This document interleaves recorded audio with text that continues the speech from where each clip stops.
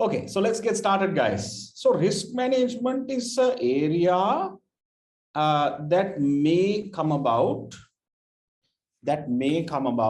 as a question. It's an area that may come about as a question.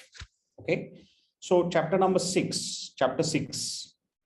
So what is risk management? Risk management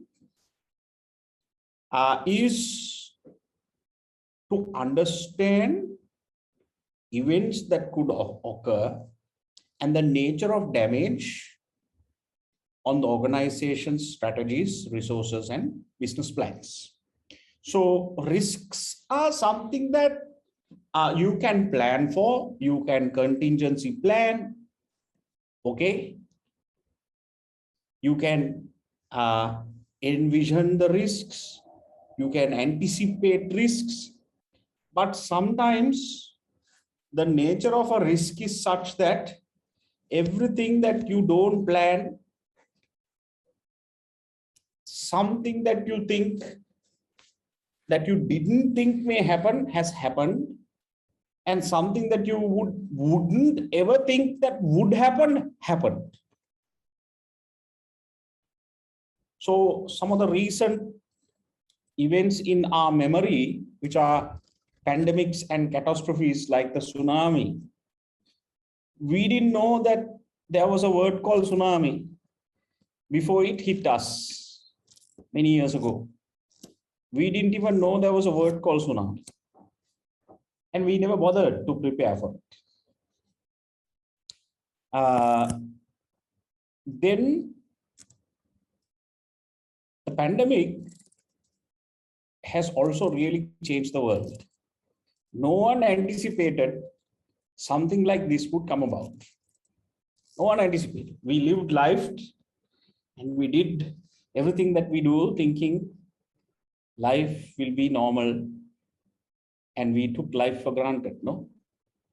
Today we see the value of our family. Today we see the value of our house.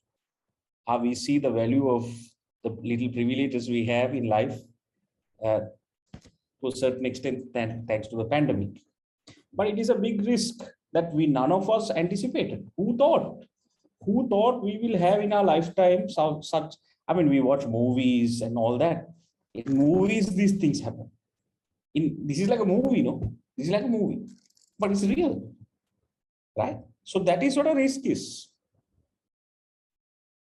Now, if you were in my classroom, you would have been a large class. There are 173 now. Someone would be sitting under the projector. I would stare at that person and say, look, do you know that sitting under the projector is a risk? Why do you sit under the projector? The projector is mounted on the roof. Someone has sat under it. So then that person gets really scared. So I said, don't worry, we check the mount every month, and we have mounted it very, very carefully. So don't worry. But never know. Never know. After all the checking, after all the trial and error, still something can go wrong. That is the nature of risk. So as a business leader, you need to always anticipate the risk, the probability of something happening. So hazards are physical damage in a workplace, especially in the manufacturing environment, something that would cause harm. So hazards can be fire. It can be something to do with physical damage. Also can be environmental hazards, pollution, dust, forest fires, tsunamis, all those are fairly physical environment driven hazards that you have absolutely no control over. You have absolutely no control over, right? So the function of risk management is to understand the probability of a risk and its consequences. Now, let me put it this way. Living life is also a risk. Every single decision we make or don't make in life is a risk. So you are a natural risk manager. If you are born into this world, from the time you are born into this world, you are a natural risk manager. Because everything that we eat for every meal is a risk. But we understand the consequences. If we eat something with heavy sugar, we know one day we will have high sugar, blood sugar. If we eat something with heavy oil, we know one day we will have fatty liver or cholesterol. If we don't do enough exercise, then we know one day we will have whatever physical ailments. So my point is, living life, every decision you make, the job you select is a risk. Getting married is the biggest risk. But that's why I told you, risk is not something bad. We have to take risks. If you don't take risks, a human being that don't take risk, you can only find in the Kanattas. That means that person is passed on. No risk. You don't take any risk. If you are taking risk, that means you're living life. And every decision we make is a risk. Similarly, in running the organization, everything you approve is a risk, but you understand the consequence and take that risk. Therefore, risk management is a practice of using processes, methods, and tools for managing these risks. So you get married to someone, which is a huge risk. Isn't that right? You don't know. You don't know what the future holds. But you are saying, I'm willing to take that risk based on the probability of 80-90%, this will go right. Okay, fine. Good, let's take the risk. With this person, there's a probability of 80% for me to get it right. With this person, there's only a 50% chance to get me right. So let's go with 80%. Can I find someone beyond 80%? Fantastic. 90%, I found someone. 100%, can you find someone? Probably a dream, no? Right? You'll have to get married to a tree or something like that. Right? Because there is an element of risk always. There's an element of unknown with regards to future decisions. So, but then as risk managers, we work with the level of risk, level of probability, and then employ processes, methods, tools to manage these risks and mitigate these risks. Mitigate these risks. That is living life. That is running a business. And then you'll know what your tolerance levels are with regards to risks. You'll know, even in life and in business, what your risk tolerance parameters are. Beyond this point, I won't take business. I won't do business. Beyond this price, lower than this price, I won't do business. Because it's not worth it. It's not worth it. Similarly, in life, you have risk tolerance levels. So David Archer, in your syllabus, spoke about a few types of risks, right? I'll come into that. David Archer spoke about 3 types of risks: competitive risks that can come in overcrowded markets or someone coming up with a superior product. Then risks can happen owing to market changes. Your industry inflection points.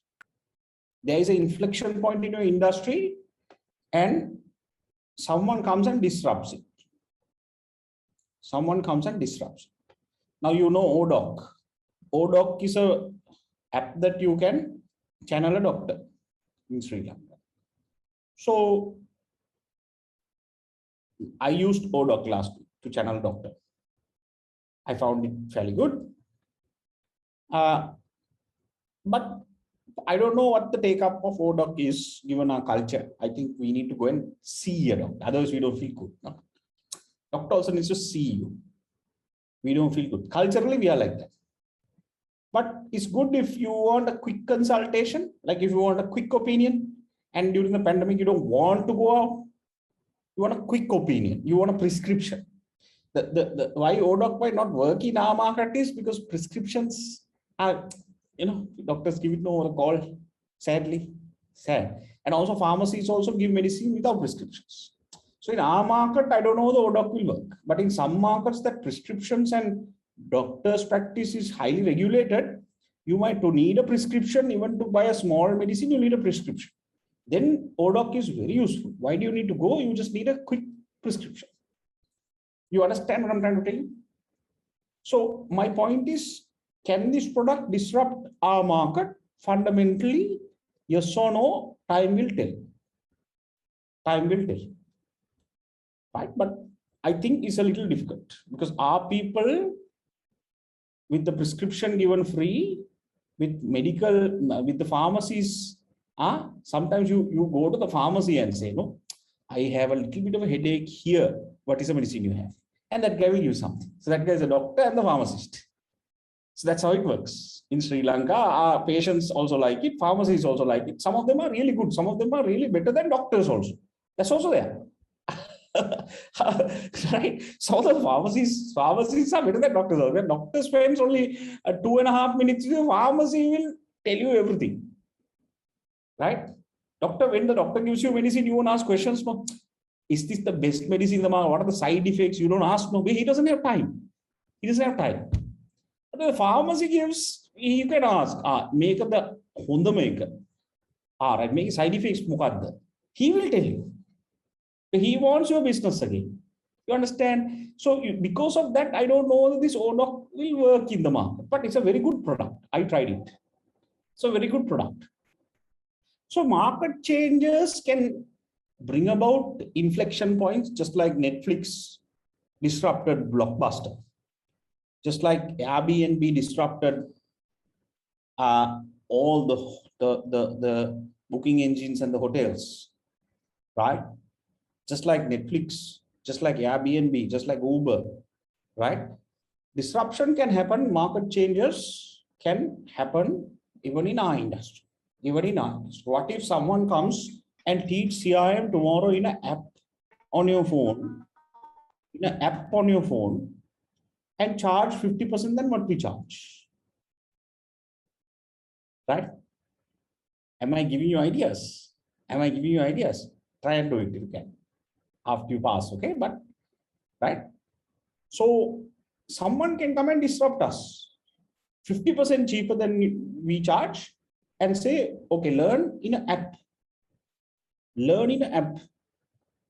Don't need to come for live sessions, everything's recorded. British tutors, better skin color sometimes appreciates. You appreciate Sri Lankan. Sometimes we like the skin color white. We like a little bit more. No, so British tutors. No, so now when you do that, can you disrupt our business?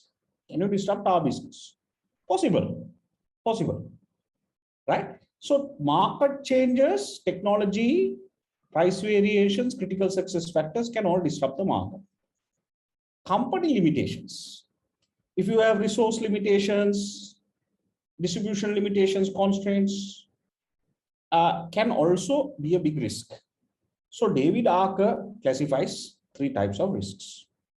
Now, whistleblowing is an important policy in most organizations. Who is a whistleblower? One of the biggest whistleblowers in the world was Edward Snowden. He's still alive. Then you have the WikiLeaks guy.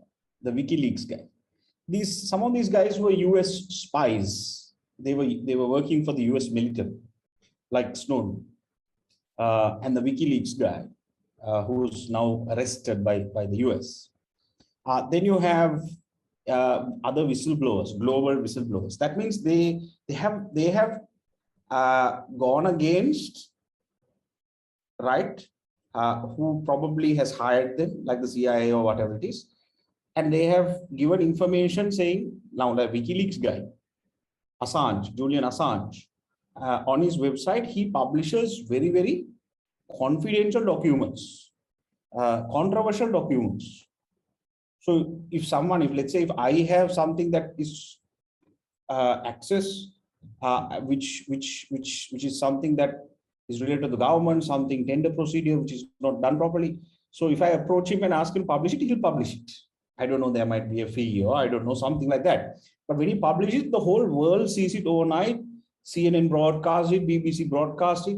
This is whistleblowing. So then you destroy that entire government. And they did that. You know, the Panama Papers. The Panama Papers, in Panama, rich people went and opened accounts. There were 11 Sri Lankans also. 11 Sri Lankans as well. Not 11, I think the list is more, but 11 Sri Lankans living in Sri Lanka. Some of the names you and I know, right? So Panama Papers was on WikiLeaks, whistleblown, and their values, the account details, the how much they had, everything was there. So that's what we call black money, right? So in an organization too, you can have a whistleblowing policy. I used to work in the banking industry. In the banking industry, sometimes junior staff has seen their boss doing something improper. Their boss might be doing something improper, right? They might be accepting bribes from suppliers. You suspect, or they might be approving something they're not supposed to be approving, which is deadly in the banking industry. So as a junior professional, all juniors are trained to whistleblow. So in the whistleblowing policy, the junior has a right to go and not complain, it's called a whistleblowing, saying, I suspect there is something going on, but I don't know whether it's true or not. Please keep my name out of it. So you can go to the internal audit department, straight away to the head of audit and have a private session and say, here's something, I don't know, something going on in my department. I think my boss is approving something that he's not supposed to do. I might also get caught. Therefore, I am keeping you informed, and that's allowed by the whistleblowing policy. So then the head of internal audit will investigate it, thank that person, make sure that person's name won't even go to the CEO. That person's name won't even go to the CEO. That's the confidentiality. That's the confidentiality. So that's the whistleblowing policy. So then you have the trust, you have the confidence, only that person, head of internal audit, knows it. No one else knows it. So then they will conduct an investigation, and if it's true, then obviously they'll fire the manager in charge. And that happens quite a bit. That happens quite a bit in banks, because a lot of managers are making a lot of wrong decisions to get more business, to increase their salaries and bonuses. And as a result, their entire team can get penalized. So whistleblowing policy will ensure that everything is transparent. You can't do anything. Even your team can complain against you. Even your own team member can complain against you, and you don't know whether he has complained or not. That's the beauty of it. You don't know who has complained. That's a part of whistleblowing policy. So it's a useful policy. I think we need it even in parliament.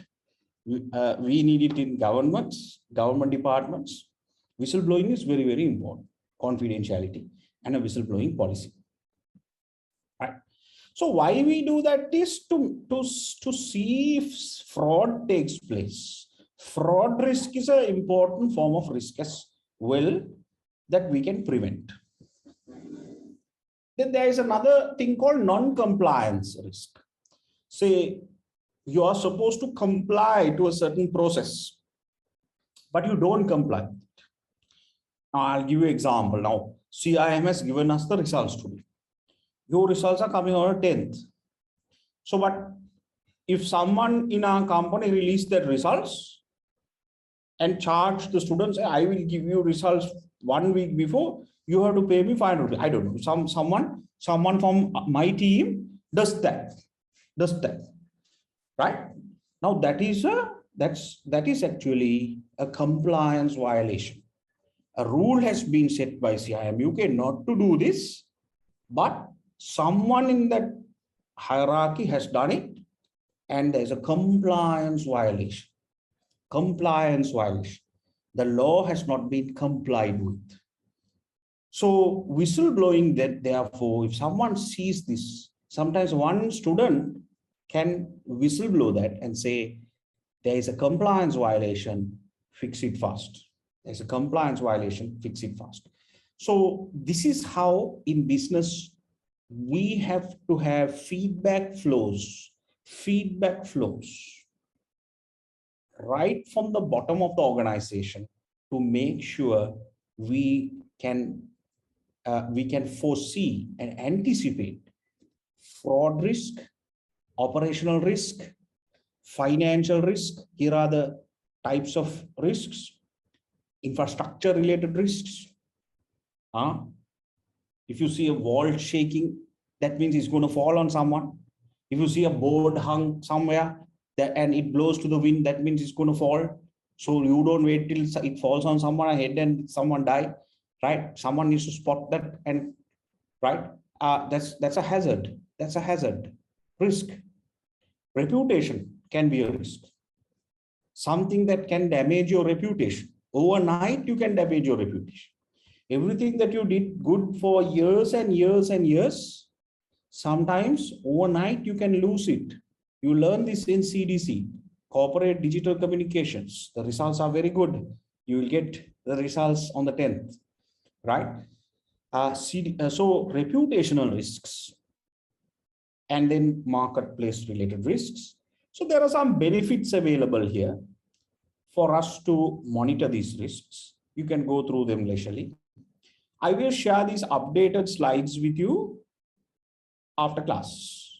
Okay. Sometimes some slides you might not have here. I will update the slides. I will share the updated slides with you after class. So the stages of risk management, there are 4 categories. And this slide is an important one, where it talks about risk identification. First step is in the company for us to identify risk. How do we identify risk? What are the risks? What are the hazards? What are the sources of risk? There can be internal sources of risk, external sources of risk. What are the approaches available to identify risk? So I'm going to take you through one by one of these bullets. How do you analyze risk and assess risk? How do you categorize risk? How do you evaluate risk? Then coming up with a risk management and mitigation plan. What are the risk mitigation strategies, techniques to manage risk? So I'm going to cover all these in the next few slides. Then finally, the cycle is complete with risk reporting and risk policy in the organization. So most companies have a corporate governance framework. If you look at most banks, multinationals, they have a risk management framework, which is part of their corporate governance framework. So in that you can have strategic risk, operational risk, tactical risk, and a risk management policy. So now this can be arranged. I have arranged these stages of risk management in a diagram in my book, and I call it the risk management cycle. First step is risk identification, then risk analysis and assessment, then risk mitigating strategies, then continuous monitoring, reviewing and reporting risk. So this is a continuous cycle. You can't stop this. In the organization, you need to continuously practice this cycle. So this is from my book. If anyone interested, you can look at chapter 18 in my book. I have a chapter on risk management. Chapter 18 in my book. Okay. So types of risks, there's physical risks, economic risks, financial risks, business risk, political risks, exchange risk. Today we are look at what we are faced with, right? Exchange risk. If you have not paid your pound as yet, better pay it fast. We don't know. Sometimes it might appreciate, rupee might depreciate further against the pound, right? We know where the dollar is going now. So the pound is the same, right? The problem is sometimes the value on Google is not the same value you get when you go to the bank. No, when you go to the bank, it's 15,000 more. So that's why we kept sending register now, register really fast, because exchange volatility is there and it can cripple a business. Information risk, reputational risk are all types of risks. So if we delve into this further, you'll have political and legal risks. Businesses can't do anything about it, you have to only comply. But you have to understand, you have to scan the environment and understand. Right? These are sort of the types of risks. Then you have business risk, strategic risk, strategy going wrong. Then you have product failures, which is a risk. Commodity market risks, reputation risk, operational risk, contractual inadequacy risk, something wrong with your contracts, fraud risk, economic risks, credit bubbles, economic cycles, debt ratings. We are having downgrading happening at the moment. A lot of people are downgrading us. Even last 2 weeks, we got downgraded, right? From stable to negative by S&P, I think. So country ratings, all this can impact us. Actually, everything that can happen is happening. So the toll is really, so I think important for us to stay positive, but at the same time aware of what's happening around us.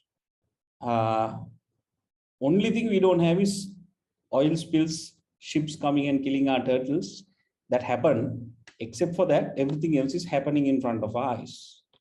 Right? There's a food shortage. We don't know. Right? So, but currency issue is there. Export issue is there. Trade deficit is there. Looming political global sanctions are there, including GSP plus withdrawal. So we have a lot of problems. Okay, we have a lot of, actually, we need real technocrats now, technocrats involved in solving these problems, technical specialists, right? Because we are now, if I may use that term, being gang raped, right, from all sides. So the poor people are really struggling and companies are struggling. Having said that, some big companies are showing humongous growth. So you can see that, no, in front of our eyes. You can see the stock market, we are breaking all the records. You can see the bottom lines. First quarter results came out, second quarter results came out of some of the top companies. You can see. So then there is something wrong somewhere. Some method needs to be fixed, right? Teachers are saying we're not getting enough, no, salaries, which is also a fact. They're not, who can survive with 25-30,000 for a month, right? So they have a struggle. So all these pressures are there. So business pressures now, you might not feel that, but with inflation going up, with the exchange rate going up, you start to feel it. Every business will feel it. Finally, the consumer will feel it. So these are economic risks, credit bubbles, debt ratings, sovereign ratings of a country, collapse of financial institutions, which we have not seen happening as yet, thank God, right? So all these are kind of risks that marketers need to be aware of. Technology can be a big risk. Cyber risk is one of the biggest risks. We saw the Derana YouTube channel, someone had hacked into that last week from overseas and demanded a ransomware. So Derana YouTube channel, I think, is a number 1 or 2 channel in Sri Lanka. So the first or second channel in YouTube channel in Sri Lanka, highest watched YouTube channel in Sri Lanka, gets hacked, and someone has posted some Bitcoin ad on that. right? Someone has posted a Bitcoin ad on that to promote Bitcoin currency. So I don't know if it's live again or not. I don't know. I couldn't follow up on that. But technological risk is a huge risk. It can impact banks. It can impact even small companies. Your website can be hacked. Data theft, cyber security is a big problem. Data protection risk. You see, in the West, since you're doing a British qualification, we have those days we used to have the Data Protection Act. The Data Protection Act of 1998 was actually repealed, and today we have GDPR. Right? So can you please try? I'll type it here. Can you please try and read up on GDPR? GDPR, technically, as a Commonwealth country, we also need to follow, but law doesn't work in our country, right? GDPR. Data protection is not very strong in our country. Like, look at the amount of people when they leave a company, they steal all the Excel sheets and everything, and right? To file a case, it takes 15 years to resolve. And I don't know now in GDPR, the GDPR is a European standard. British, even with Britain exiting the Euro, GDPR is still active in Britain. So GDPR, please read about it. It's a very strong act. It's so strong.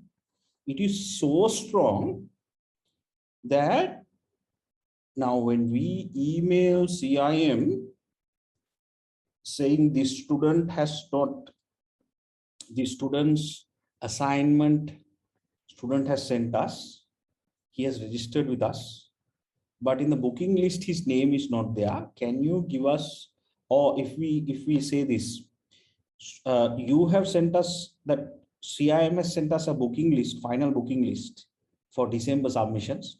One name is there, but student has not registered with us. We don't know who the student is.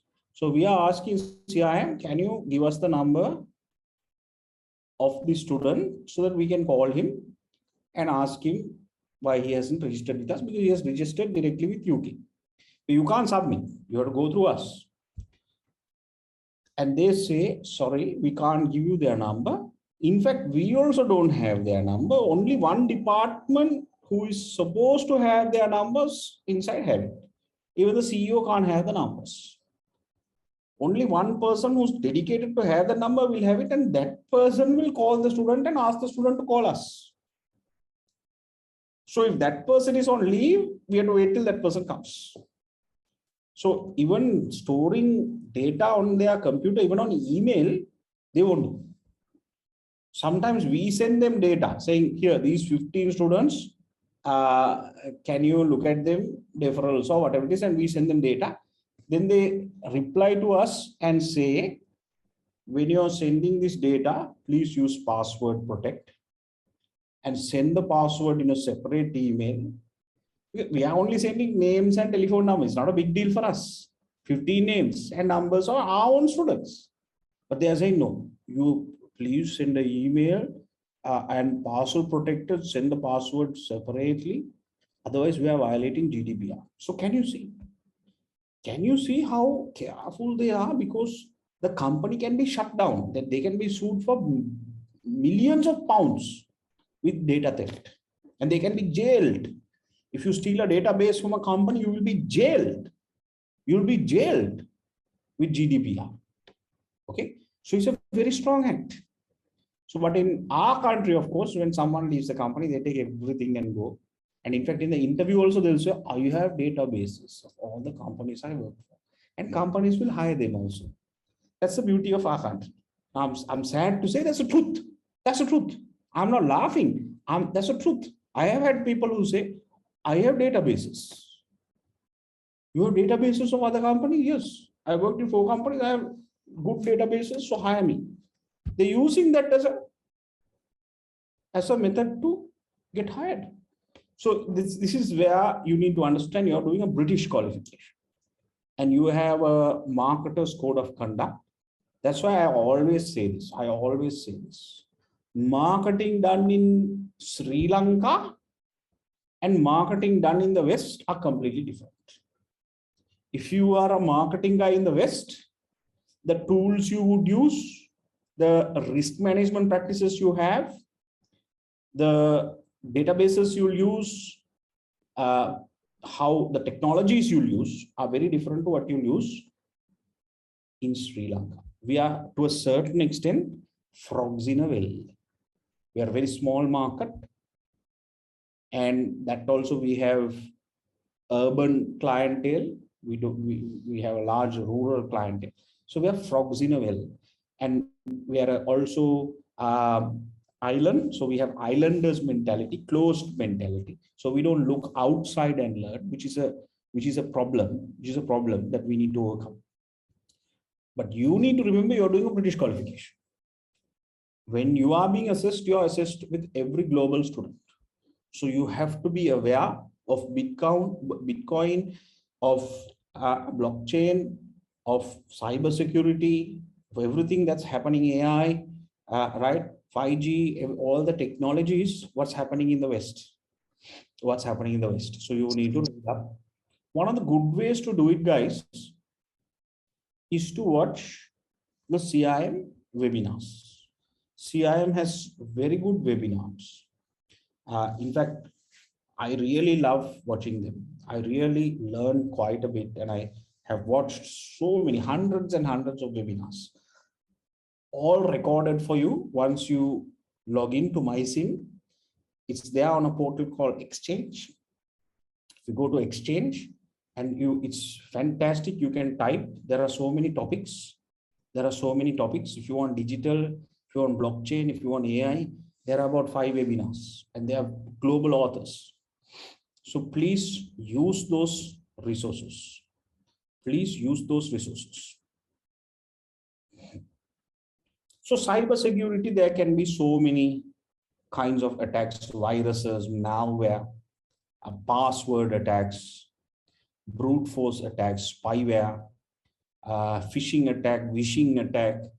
Some of these are a little technical, but you don't need this technical knowledge. But I'm just showing you, cybersecurity has so many kinds of types of threats.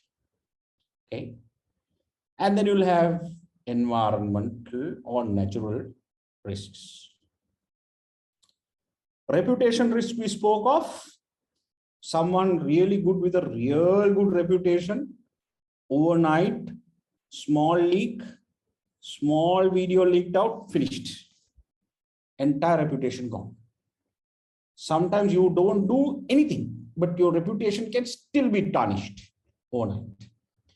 So reputational risk, that's why you are doing a subject called corporate digital communications.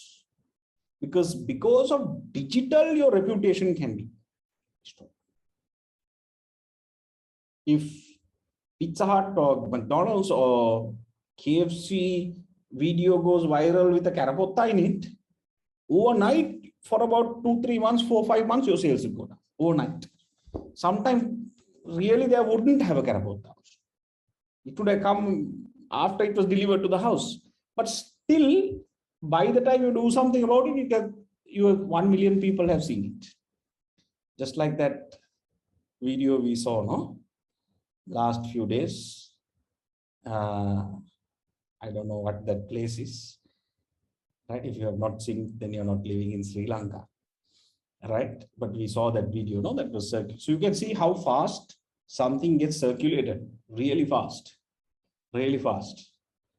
Right?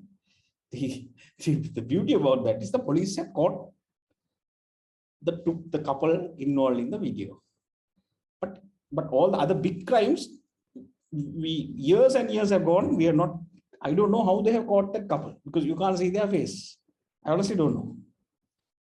So yes, obviously I watched the video. If you have not watched the video, then you get it. Okay, don't worry. So if you're over 18, you can watch. Under 18, don't watch. Right? Corporate reputation risk. Reputation is a big problem. Companies need to manage reputation.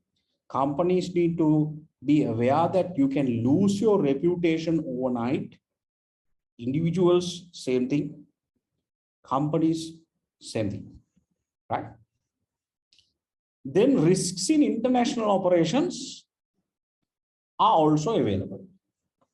Legal risks, credit risk, items in transit. We saw the canal, no? One ship was stuck for about 1 month. Entire global trade was stuck because one ship was stuck in the Panama Canal or whatever it is, right? Like that, the ship was stuck. So nothing could go up or down. So items in transit, people are paying demurrage, people are paying extra, right? And no one was getting goods. So items in transit can be a problem. Financial risks, culture can sometimes be international risks. So then there are industry and business risks. Financial market risks are also available, right? Financial market risks. This is actually directly from the Toyota case study that was given to us. Toyota case study. Legal risks, regulation. So you can see Toyota's risks. Now, one of the important things, guys, we will do is we will prepare a risk register. This is an example of a risk register. Can you see this?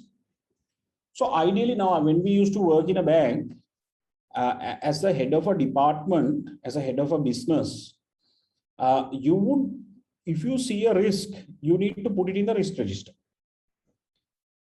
Now, let's say in a bank, you'll have about 9-10 different business channels. And then each business channel will have about 15 departments. So in the entire bank, you'll have about close to about 300-400 departments. In a large bank, maybe 1,000 departments, small departments, right? And now all those departments can have risks.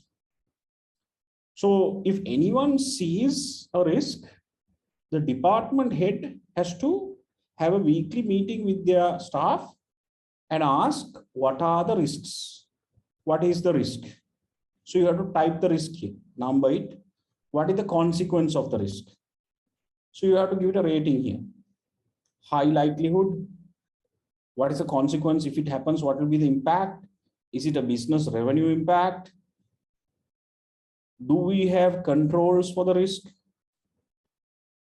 Sequence, likelihood rating, level of risk, risk priority. So it's like a form.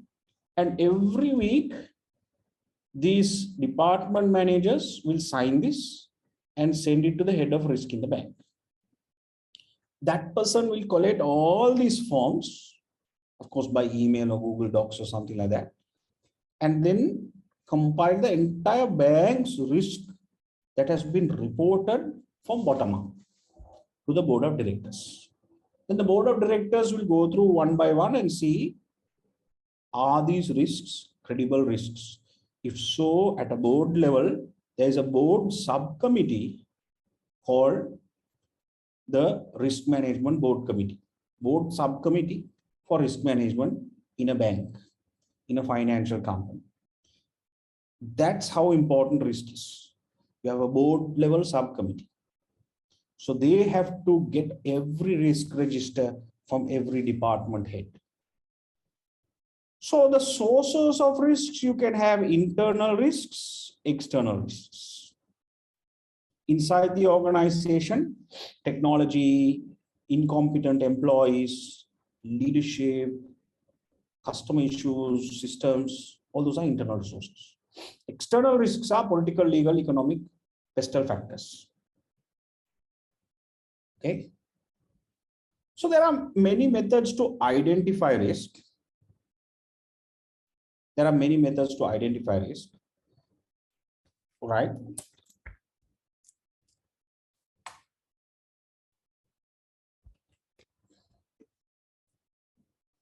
So objective-based identification is, you ask yourself, what are the risks that would jeopardize my objectives? I have a set of business objectives. Is there anything that I see as a risk that will not help me achieve these objectives? Those are risks. So that's one way to identify risks. The other one is resource-based risks. If you have less resources somewhere, if you have less resources deployed, that can be a risk. Example, now, if you have to buy some device in your organization to make sure that your products sold can be monitored and used. And if you don't buy that device and give it out to your technical support staff, then when the complaints start coming, they can't address those. So if they have only one device and 40 people have to use that device to diagnose all the customer complaints that are coming in, then there's a resource limitation. There's a risk there. You are building complaints. So resource limitations can also be a source of identifying risks, right? Then functional audit-based risks. What is this?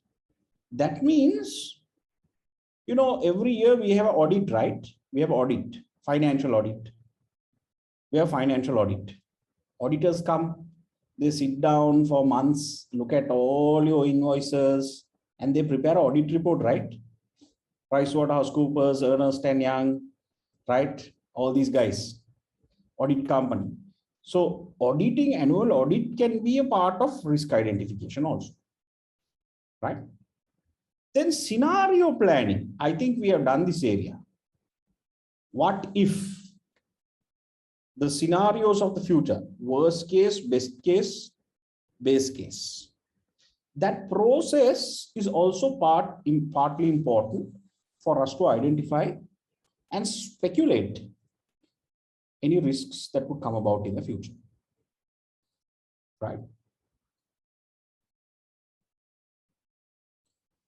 Then we have managing risk and mitigating risks. So there are 4 strategies available, risk mitigation strategies, right? First of all, you can avoid the risk. You can avoid the risk by not undertaking the strategy. So example, if you want to expand, if you want to increase your revenue, and one method to increase revenue is to go overseas, expand, market expansion. But then if it attracts a lot of risk, then don't undertake the strategy. Use another method to grow revenue. Market penetration or product development, not market development. So by avoiding the strategy, you can avoid the risk as well, right? Reducing risk. Take additional steps such as health and safety precautions. Example, if you want to reduce the number of hazards, you can reduce the hazards by wearing hard hats, protective clothing. Accepting the risk, like marriage, no, accepting the risk. There is an element of risk, but I will accept that risk because the upside of the benefit is greater than the downside. Benefit is greater than the downside. Accept the risk. Accept the risk. Sometimes you can get insurance, not for marriage, okay? But you can get insurance. But marriage, you can get a prenup. Prenup. You know what a prenup is, right? Prenup is where you don't need to share your assets.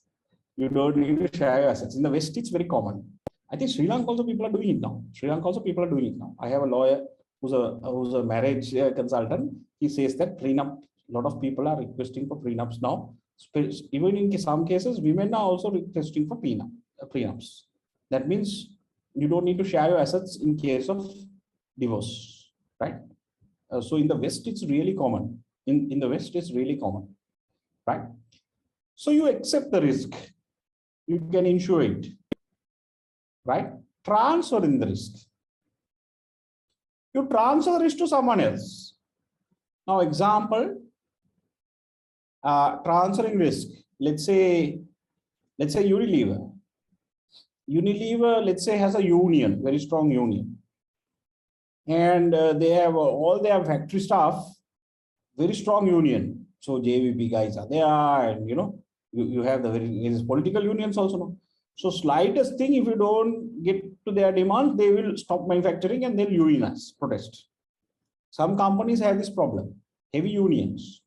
Not only public companies, even private companies have unions. They have unions, unionization. So unions is a big problem. They all get together and they create a problem for the entity.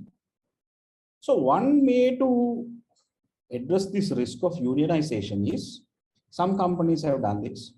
They take their staff where they have the most amount of labor intensive functions, and they outsource that to a company. So if they're hiring someone, you hire them someone to outsourced company. And you're an employee of this outsourced company, right? But you're working in the factory.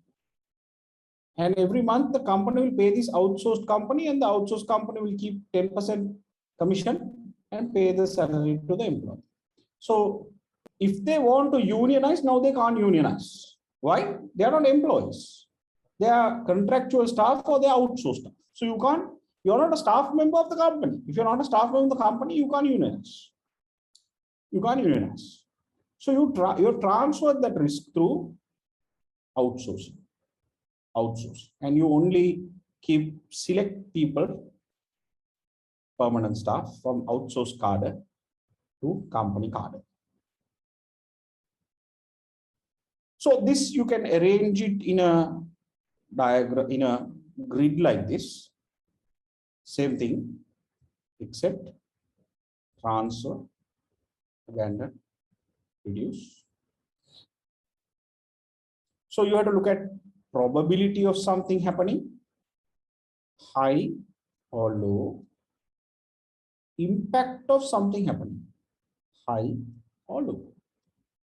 So if the probability of something happening is high, if a risk happening is high, impact of it is also high, then abandon. Try and abandon it. Try and abandon it, because it's not worth it. Impact is high, probability is high. Probability low, impact low, accept it. Accept it. Both are low. Accept it and move on. So you can see the 4 options available in a grid, 4 strategic options available in a grid. Now, when it comes to risk mitigation, how do you mitigate risk? You can contingency plan. What do you mean by contingency plan? Brainstorming, scenario planning. What if this happens? Then we are going to do this. That's called contingency plans. So a natural strategist will always have a contingency plan. Even if you go to rob a bank, you will say, right, if I get stuck in the door itself, here's what I'm going to do. If I get stuck after I pack all the money in, then here's what I'm going to do.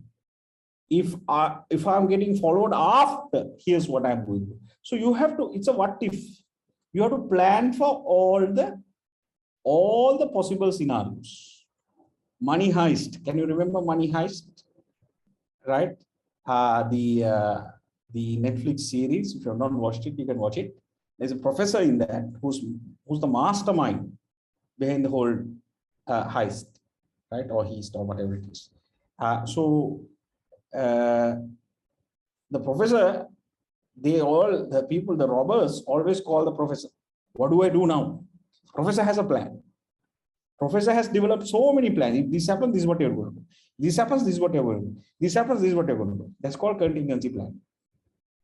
Right? So you must be natural contingency plans. Your mind should work like that. Keep a record, track problems, measure and monitoring. How to mitigate? You measure and monitor.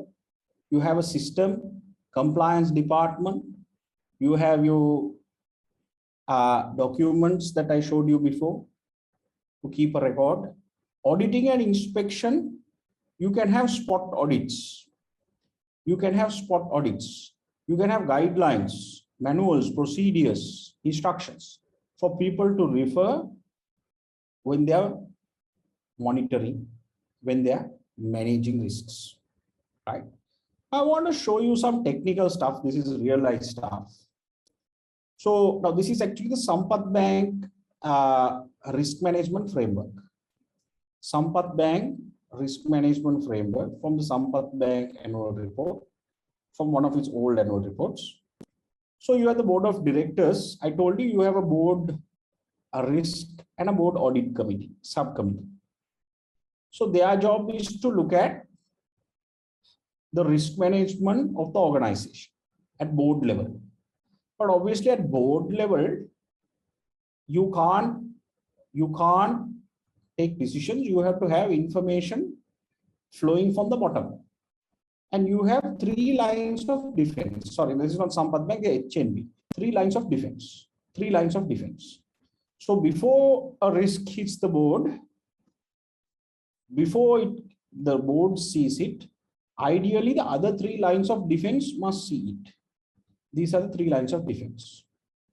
First is the chief financial officer, chief CFO, right? He deals with all the business operations. He has his own monitoring measures, and he will see if through the numbers, if there is a risk, and he will take it to the board committee every month, escalate it if there is an need. But let's say he missed a risk by looking at the numbers, by looking at MIS, looking at numbers. Sometimes you can miss risk. Then the head of risk, AGM risk and compliance, they must catch it. So they have whistleblowing, they have their own auditing, they have their own methods, right? They have their own assessment tools, reporting tools, activities that they do. So this guy has missed it, but this guy has caught it. This department has caught the risk. Because everyone else in the company is focusing on doing business. These 3 guys are looking at controls. So see how the company works. One side of the organized business guys try to take the company and grow it and move forward. These 3 guys are playing devil's advocate and saying, look, are you following processes? Are you following the guidelines? Sometimes these guys are a little unpopular. Business guys hate them. Business guys hate them because business guys are trying to win a customer and somehow do a deal. But these guys are saying, deal is okay, but you have to get approval, 3 approvals before you close the deal, as per the board approved policy. So you see, it's a good thing for the organization. Otherwise, if the business guys go and get greedy and go and do a lot of business, violating the central bank regulated norms of risk, then the company or the bank will collapse. So you have to pull it in 2 directions. That's what happens. Risk guys safeguard the bank. Business guys go out there and get more market share. If both work together well, the company has a good risk management framework. But if the business guys are strong and if the risk guys are weak, company will collapse. If the risk guys are too strong and the business guys are weak, company will still collapse. Companies, the CEO needs to manage this. The CEO needs to manage this. Okay. So the third line of defense here is the third internal audit guy. So you'll have the risk management unit, business line managers, and the internal audit guy. So again, he will also have auditing, spot auditing, annual audits, reviews, all that. So you have 3 lines of defense here: business line managers, risk management unit, and internal audit department. So this is called the risk management framework of a bank. I'll show you another example. This is the risk management framework at Toyota. So, I mean, it's from the annual report, okay? It's from the annual report. So you can see internal audit department, accounting. This is their corporate governance framework. So you can see there is a lot of people focusing on business. These guys are pushing business. But at the same time, you have this guy focusing on control, audit department on control, right? Accounting auditor control, audit supervisory board is controlling, right? So you can see when this happens, right? When this happens, both functions happen at the same time and the business grows within the parameters that are specified by the board of directors. Otherwise, business will grow and you have grown and grown and grown, but you have grown on the wrong parameters and you'll at once collapse, right? So in terms of the scope of risk, you can have strategic risks that will impact the entire organization. Example, mergers and acquisitions, change in customer demand, change in competition, change in the industry. Operational risks, systems, processes, technology and management related risks. And you'll have tactical risks. Tactical risks are more teams, competency, department, untidy officers, right? Insufficient breaks for your staff, right? If you're overworking staff, all those are tactical kind of risks. Okay. So there are many questions coming about, so we will look at it at some point, but I want to cover this area. Then you have controllable risks and uncontrollable risks. There are some risks that you can control, like falling profits. You can come up with better strategies. Service failures, you can come up with better service processes. Uncontrollable are terrorist attacks, like what we saw in New Zealand this morning, kidnapping, pressure groups, natural disasters, sabotage. Those are uncontrollable risks. You can't control them. So no matter how much you manage risks, sometimes these uncontrollable risks might happen. Right? Now, this is also pretty important. There are risk management global standards available. One is ISO 31000, right? Standard published by the International Standards Organization. Then there's the Institute of Risk Management Standard. Then there's the COSO ERM, Committee of Sponsoring Organizations, Tradeway Committee. And they have and also you have the COCO, Criteria of Control, which is another risk management framework. So you don't need to study these, but you need to understand if you're working for a large multinational organization or a bank, right? In banking, now I have been a banker for about 15 years before I retired from the banking industry. Makes me sound old, no? I like saying that also. I retired from the banking industry. Right. So before I went out from the banking industry, and got fed up of the banking industry, actually, before I did that, I used to remember me sitting on various board subcommittees on risk, because my last job was GM in retail banking, and in retail banking is a big business within the banking industry. And I remember, when you sit on this, sometimes these risk meetings can go on for one full day, because in banking you have a lot of risk. Now there is a new regulation, global regulation for all banks, right? Basel III. So there is a accounting standard available, IFRS standards, new IFRS standards. You can Google them if you want. It's really crazy. In fact, you need technical experts from overseas to come and help with these standards, because they involve your customers that you have lent. You have to look at the probability of them going bad. If you have lent out to customers, you have to do some risk analysis, which is credit risk, the probability of them going bad. And there is some crazy analytics that you need to do and report it to your, especially if you're a listed organization, report it to your shareholders, right? So IFRS, you can read about it. It's a global standard, accounting standard. And then you have Basel III for all banks. Sometimes discussing and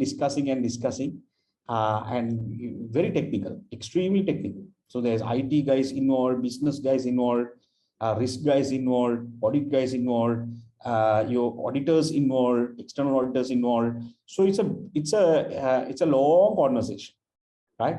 And then you need to start somewhere, and then you have to report to central bank, you have to report to shareholders. Sometimes in the banking industry, you can't focus on business. If you're a business guy, you're sitting and doing risk management work. That's how these banks run. Otherwise, they will all collapse. So these are global standards. These are global standards. So some of you bankers know what I'm talking about, right? All right. Okay, so I want to show you a video now and take a 1-minute break. And we will answer a few questions before we go into the next area. Okay, so if you do have any questions, please keep them coming in. I want a 1-minute break now. So I'm going to show you a small video. Okay, let's watch this video and come back.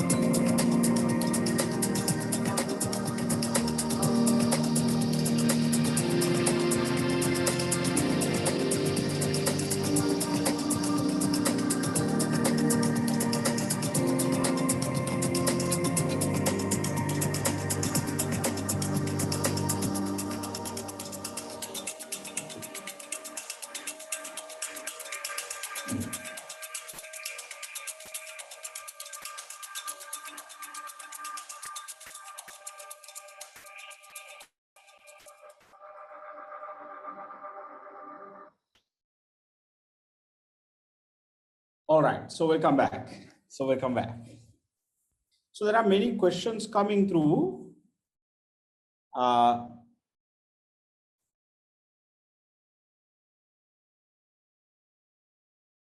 many questions coming through. So shall we look at the questions in the end? Otherwise, we will not be able to finish this. Because you can always ask me questions even by WhatsApp, right? So shall we look at the questions at the end?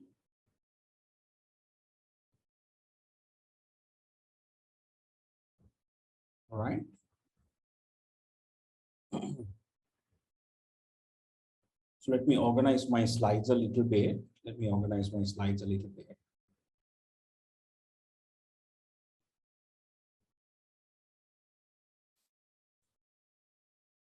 So the video that you saw was actually Mohol, CIM UK. And I hope all of you can one day go there, right? When you pass CIM, of course, you will get a red carpet welcome. Some of you can go to the graduation as well. There is accommodation available there. So I have been there a few times. I really love the place. It's really a nice, quaint, away from the city town in Maidenhead, Cookham, Berkshire. Very, very laid back countryside, nice place to chill out. No, you don't get the same kind of busy life that you'll find in London. So it's very quaint and very nice. So if you do get the chance, one day you need to visit the home of marketing. And all of you should, before you die. It's an amazing experience. All right. So I want to now touch base on let me share my screen. So I want to now touch base on, so we spoke about the standards. I want to touch base on the risk matrix,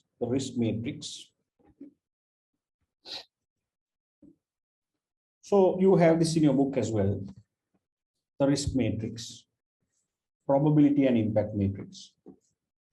So now when you're doing a risk-based question, you have to use a risk matrix. So you can see some A-grade students have done it. Some A-grade students have done it. Now, I will try and share with you some. We had a question on risk management last time, by the way. So I don't know, you might have a risk management related question this time. Okay. So we don't know. We will know in about 20 days. So we look at, in the risk matrix, we look at the probability of something happening. Is it high? Is it medium? Or is it low? And the severity of something happening.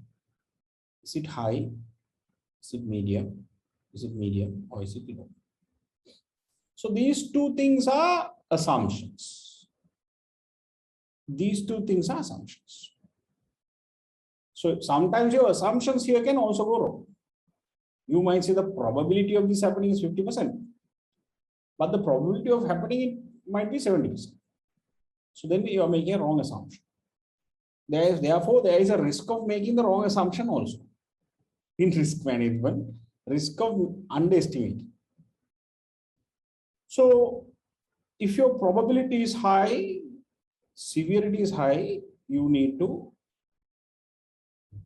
plan for those and make sure you need to include them in your business plans. You need to allocate resources for such things. Because the probability is also high, severity is also high. Make sure in your business plan, you have planned and allocated resources to address this. So the medium, you can contingency. You're not too sure it will happen, but medium probability, medium impact. So in your plan, you can have a what if section. If this happens, what I will do? But this will definitely happen. if this happens, what I want to do? If this happens, what I want? What if? 3 what if scenarios. Contingency planning is what if. This is not what if, this is definitely going to happen. Definitely going to happen. These are what ifs, right? These are lesser what ifs. Lesser what ifs. Probability here is higher, severity is higher. Lesser what ifs, right? So these you can ignore. These risks are too small. Probability is also low, severity is also low. But you have to get your assumption right. Got it? So now we use the probability impact matrix. Theoretically looks like the previous one, but practically this is a matrix that we used inside the organization. So you have a risk grid. You don't say high, medium, low. Probability you'll have 5 grades: very high, high, medium, low, very low. Impact, very high, high, medium, low to very low. And then you can see the red zone and the green zone and the amber zone. Red zone you need to worry about, right?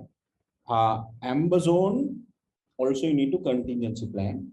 Green zone you are fairly safe. You are fairly safe. So when you have, let's say, in a large bank or a multinational company, you won't have 20 risks. You will have 1,500 risks. If you really look at anything that can go wrong in terms of risks and hazards, I remember one time we compiled the risks of John Keels when I was working at John Keels. Okay, entire John Keels, we had over 5,000 risks. 5,000 risks. And we had a month dedicated to planning all the risks. Right, in the John Keels head office, we had a small area where we can use it as a planning room. I remember we all spent a lot of time there eating pizza from Pizza Hut and Delhi, France, thinking one whole month about all the risks in the group companies. And we compiled all the risks, and there are massive number of risks. But after that, you start putting it into the grid. So it's a debate, it's a discussion. Some people say, no, it's not in the red zone, it's an amber zone. Some people disagree.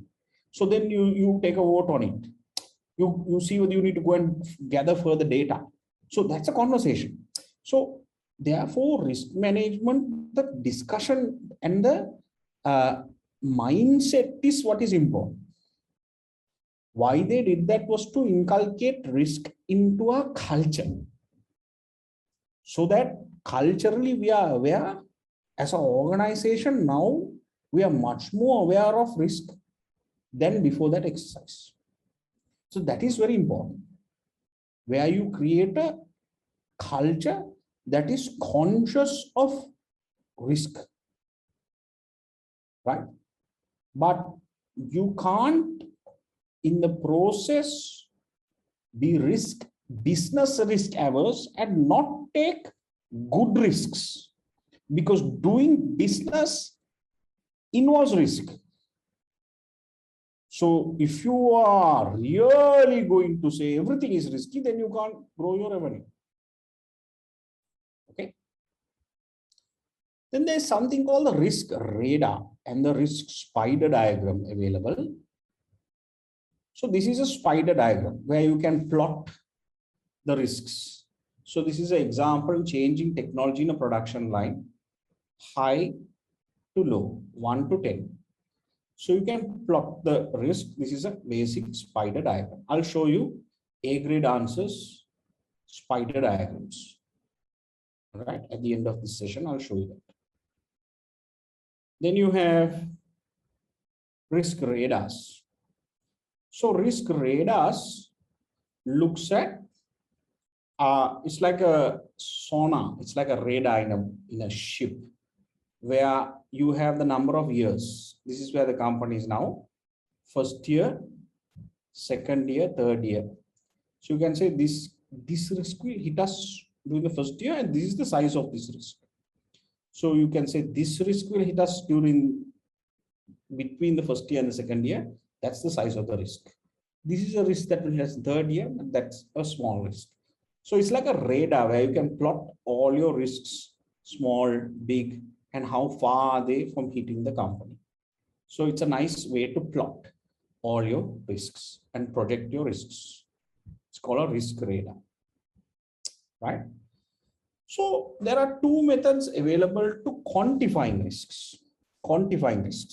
Right? One is called expected values and the other is called sensitivity analysis.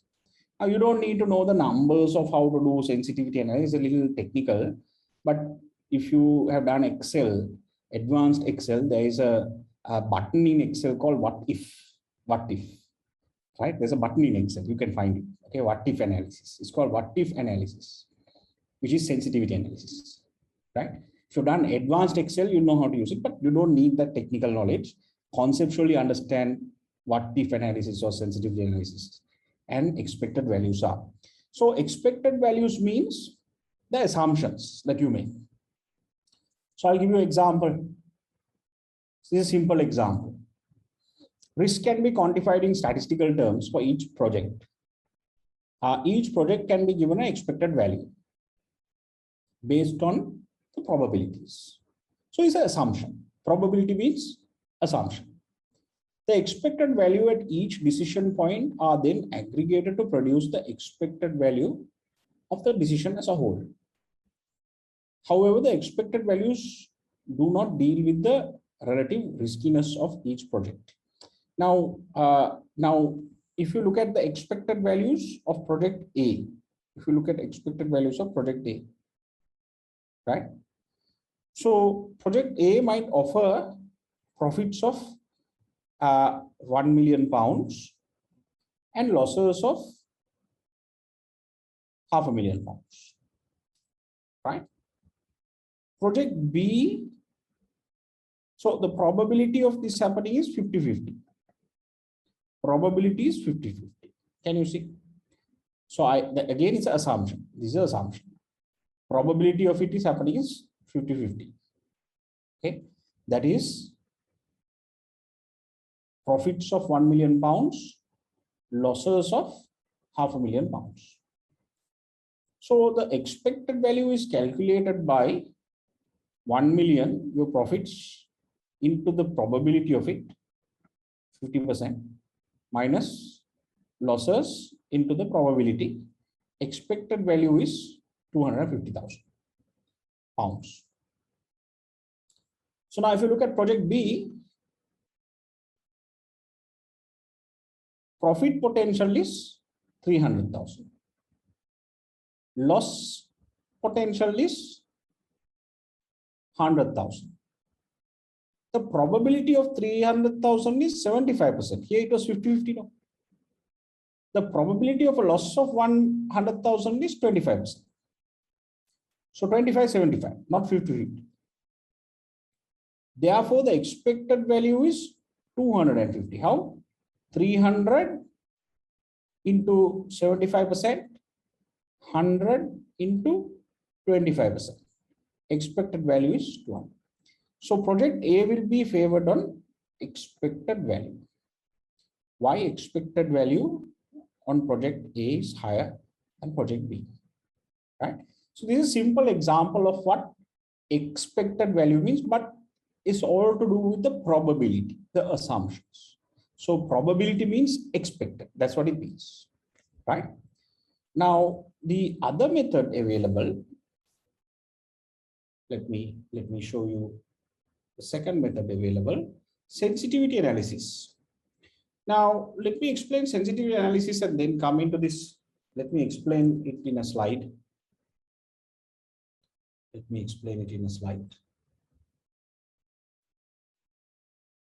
Now, sensitivity analysis is a little technical, but let me try and simplify it. Now, when you look at sensitivity, we are talking about the correlation of something. Now, can you tell me the, let's say, quantity? As quantity can go up or down based on price. Isn't that right? Isn't that right? Quantity can go up or down based on price. So if price goes up, quantity usually goes down, usually, right? Depends on whether sometimes some luxury products, higher the price, quantity also might go up, like Apple phone or whatever it is. But in basic economic terms, price of something goes up, sensitivity towards quantity goes down. Price goes down, sensitivity of quantity goes up. So there is a bit of a correlation between these two. In other words, you will be able to establish if you reduce your price, let's say if you reduce your price by, you have price, quantity. If you have a price at 10 and you sell 1,000 units, at 12, how many units do you sell, right? So at 12, how many will it come down? So another scenario is you have price and quantity. You have a demand curve like this. This is a steeper demand curve. This is a less flattened demand curve. Here at 10 and at 12. So at 10, the quantity demanded will be this. At 12, you'll have a steeper drop in quantity. Can you see? Here there is an increase in price. You have a small quantity drop. But in here, small increase in price again will, given this product, there's a sensitivity is higher, your price will drop. So this is the elasticity of price. Your price will drop. Your quantity will drop a whole lot more. Your quantity will drop a whole lot more. So in other words, there's a correlation between these data sets.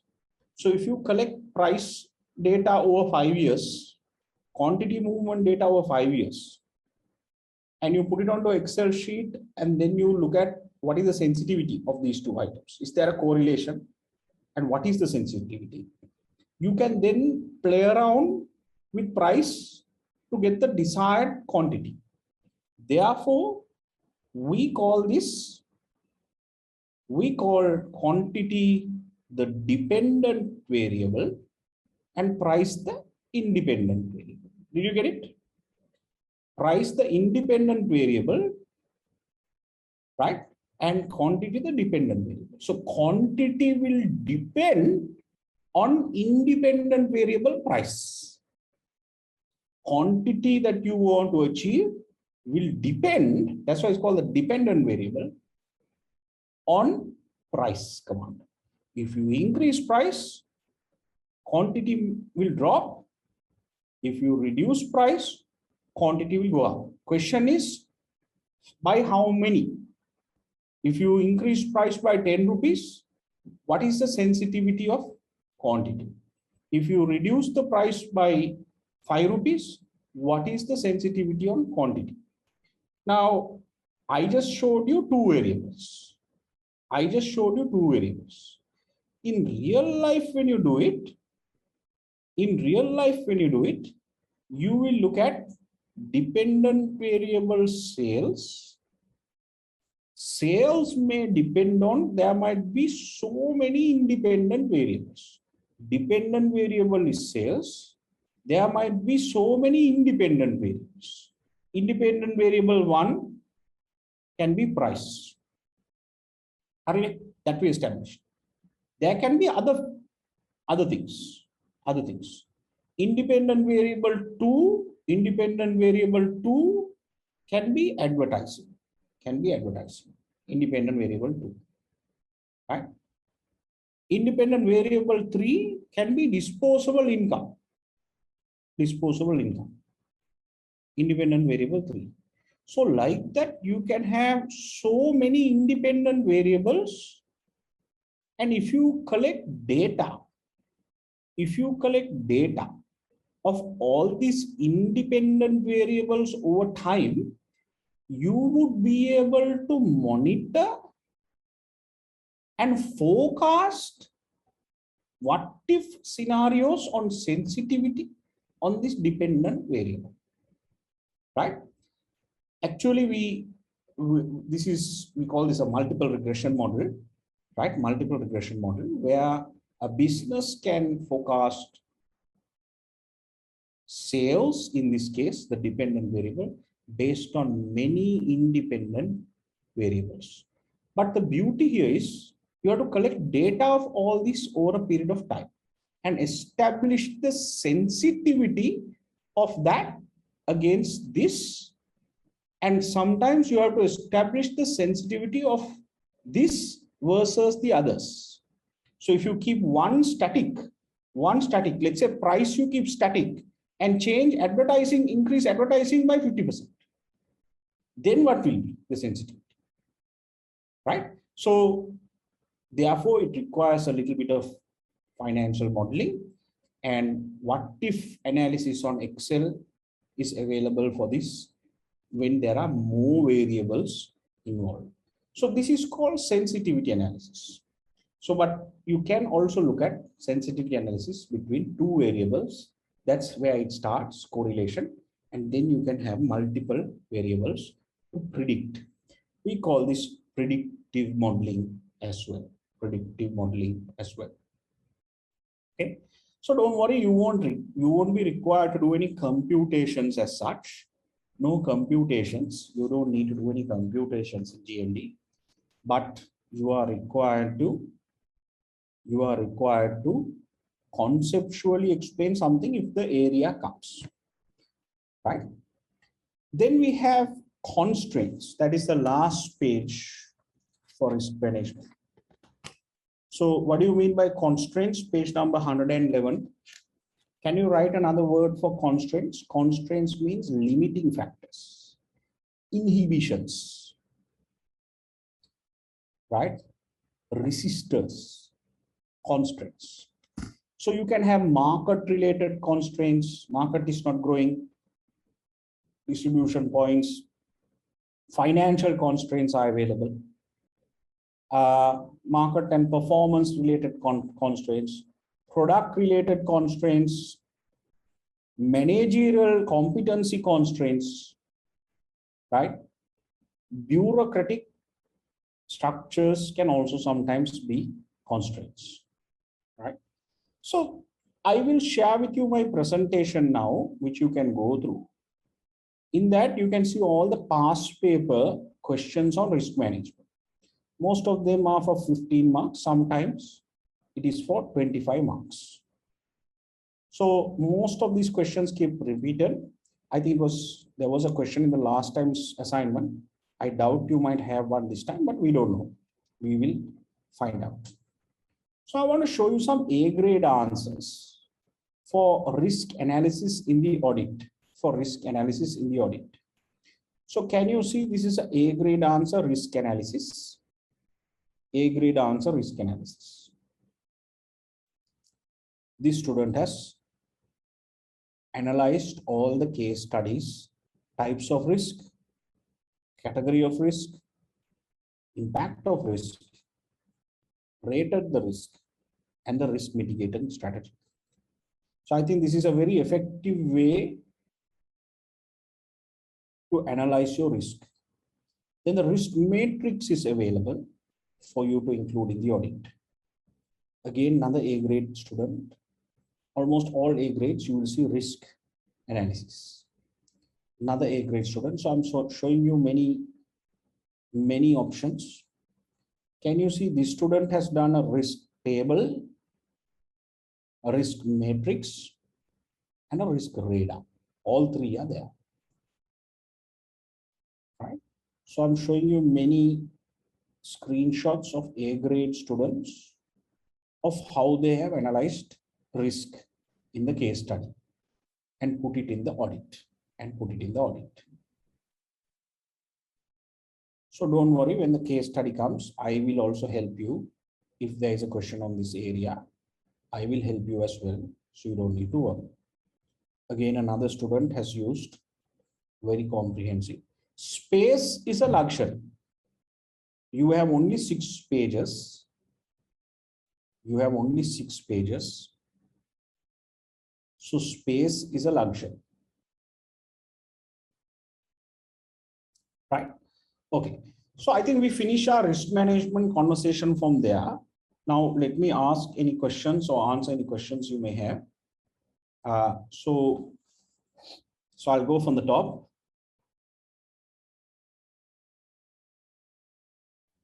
Right? If there is anything you want to unmute and ask, you can do that also.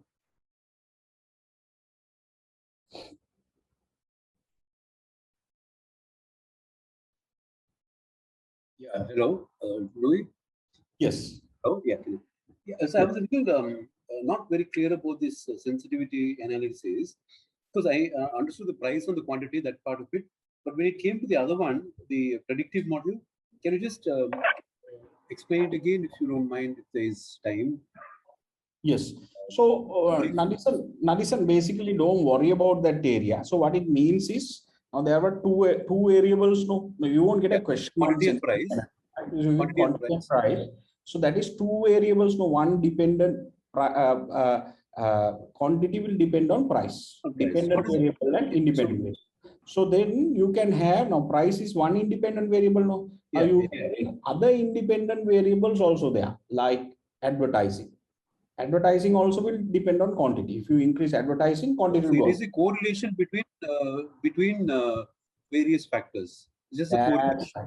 So that's right. But then sometimes when you add more independent variables, it becomes multiple correlations. Yes, what is the chart? So this is the one, the figure 33 is the one that we use. Is that the standard? I mean, that is the format that we use. Figure 33. Yeah, no. You don't do any computations on sensitivity. Oh, you don't do anything. No. This is just a basic spider diagram. Computations on sensitivity analysis involves Excel and advanced Excel. Right? So that's not required. That's not required. So this risk radar, how do you prepare this? I mean, is there a format to prepare this? How do you? So risk radar, you don't need to compute it. It's assumptions. You read the case material. How do you do this diagram itself? I mean, is it a radar diagram? You can't do on Excel. You can't do it on Excel. You can do it on Excel. Oh, you can do it. It's a separate formula, is it? No, there is something called diagrams on Excel. So there are different types on that. So you can select the radar on that and do it. So don't worry about it, okay? Don't worry about it for now. How to draw it and things like that, very technical stuff. Don't worry about it, right? So you can even plot it and draw it on Word, even it doesn't matter. So if you give it to even a graphic designer, you can draw it. Don't worry. Okay. Right. So that is sometimes you might not decide to put. If we don't have a risk question, we will not put any of this also. Okay. It all depends on you get a risk question or not. And sometimes just because you have a risk question also, you might not use the risk radar. You might use, there might be so many other tools also you need to use. So if you need any help in drawing that, after you plot it, you can even send it to me. I can draw it and send it to you. That's not a big deal. Oh, right. Thank you. Right? So it's not a problem. So any other questions on what we discussed? There are so many points that are discussed here, but no questions as such. No questions as such. Anything else? So I don't know that you'll get a question on risk management because we had a question last time. So no real question. Now,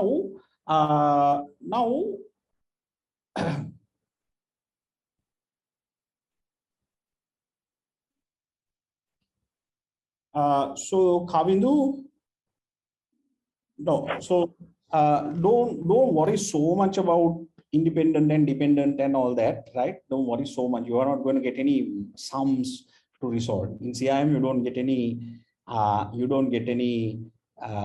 Right now. I also didn't learn those in CIM. I learned it by doing statistics in my master's, right? So technically, you are not required. It's not in your syllabus for you to learn multiple regression, right? And to learn how to use the what if sensitivity analysis. Of course, there are many, you can Google it. There are many videos available on YouTube. You can, if you're really interested, how to use the what if button. I have used it, but it's not relevant for us to get into that kind of tech. I don't want to teach you stuff that is not in your syllabus, because sometimes a lot of people get scared after that. If they don't understand salient point, they get really scared of CIM and then they give up doing CIM, but it's not even there in your syllabus. So don't worry, right? About so much of technical details, you won't get computations to do. Conceptually understanding what correlation is, and how when one variable changes, other variable changes. There's independent and dependent, and there can be dependent and so many independent. I think that's more than enough, right? But if you really are interested, go on to YouTube. There are so many videos available, short videos, 15-20 minute videos that explains the what if analysis. Just type what if analysis, it has so many, right? Lewie? Yes. Yeah, Lewie, I just want to know, like, now if there's a question about risk analysis, like, do we have to provide a risk mitigating plan, or when answering, or what's it's like? So not really. So that will depend on the question. So don't worry about it now. So if we do get a question, then I will give you an answer plan, what to write. So don't worry about it now, because sometimes don't worry about problems until it becomes a problem also. So theory, understand. Now, usually what happens is I will give you about, I have actually given some areas before, what are probable areas that might come in the final assignment. Now, out of about 10 areas, only about 5 areas will come. So we don't know what those areas can be. Sometimes segmentation, can be international marketing, can be sometimes brand management. There are so many areas. Can be customer relationship management, can be consumer behavior, and risk management is also there. So after we get the areas, we will be going through in detail after we know what the areas are. Okay. Right? So until we get that, sometimes it's no point also going into that kind of depth, because we don't know what the areas are. So I think for now, if you can follow the syllabus and know these theories that I've covered, I think that's more than enough knowledge. Okay. Yes, we are recording this lecture, so it will be shared. So there is something else I want to tell you. Now, I also, every session, I bring in a financial consultant to do some work with you. So I will be having some classes with the financial guy. He will, every session he comes and he does some work that I want him to do with you all. So he will have his Hussein. So he will have 2 sessions with you all. So next week we meet again on Wednesday. And I will meet you on Wednesday. And we will try and see whether next Sunday we will also have class, that is 12th Sunday, from 5 to 7. So please make yourselves available. 12th Sunday, we will have class from 5 to 7. Your case study will come out on the 20th.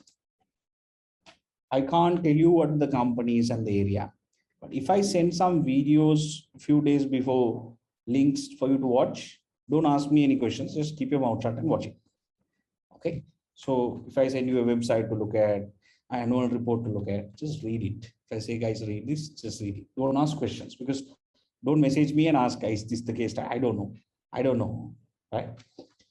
So if I send anything on the group, watch it and read it. Then we will have class again on the 15th Wednesday. And I will need to take 1 or 2 extra classes in between somewhere. So be ready. I will have a few extra classes and I will send you the links, because before the 20th, we need to cover chapter 5 and chapter 4 as well. There's another extra area that I want to cover with you. So let's do that. Okay. Right. So thank you very much. Good night. Stay safe. And if you have any further questions, you can WhatsApp me as well. All right. Good night. Good night. Thanks. Thank you. Good night. Thank you.